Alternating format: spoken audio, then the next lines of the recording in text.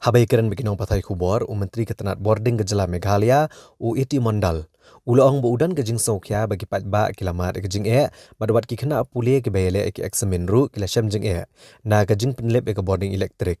Hendrai lale akania namar kejing bambansia namar ki baboni ki jaka penmi Bording kimla ban penmi ke Bording Elektrik namar kejing duna jeng ko hakiwa.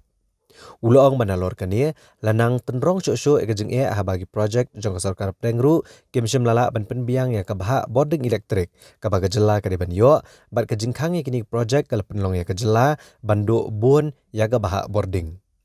Uniu Menteri Sarkar Ulaong baha ke porliur haba kejela ka penmi bun ya ke Bording kejo ai keliang ya ke Bording syaki jela ne syakinu kinu ki kenhun.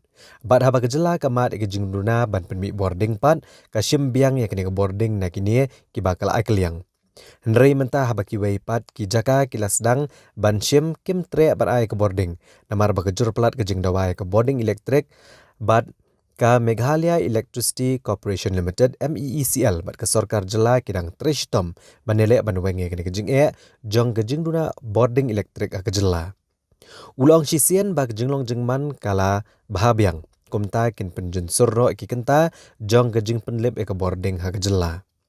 Ulaong bayamenta kidangla ban penmi tang prapupra million unit ya ke Bording Elektrik. Hendrai kejing don kam kalong hadu arspa million unit. Bat kejing duna jong kejing penmi ya ke Bording kalong hadu sispa ar million unit. Habakeli sakano ke MEECL kadang syaram ban siu pendap. Nakaliang iti Mondal Ulaong ba umdan kejing ken ke bapaka namar baya kene kejing siu kadai ke basiu man la kapor. Bat ula penting kena ba ke sarkar kadang kersan ya ke MEECL kumta amdan kam ban kuslai halor kania. And the only way we go around is to go for power banking or power swapping. Actually, what happens in the monsoon season when we are having surplus power, we give some states or some utility who wants to take power from us. And during the lean period, we take back that power from them. So now the summer started in the plain areas and other states also.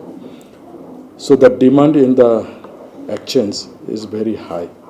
So rate of power is also very high.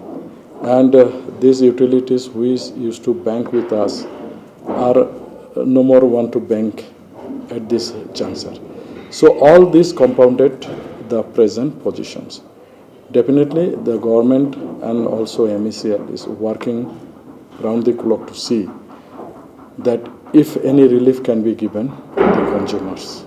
The moment we improve our situation, I told you that it also depends on how the power is available in the grid, or if we can go for some more swapping and all these things, then definitely we'll relax the period.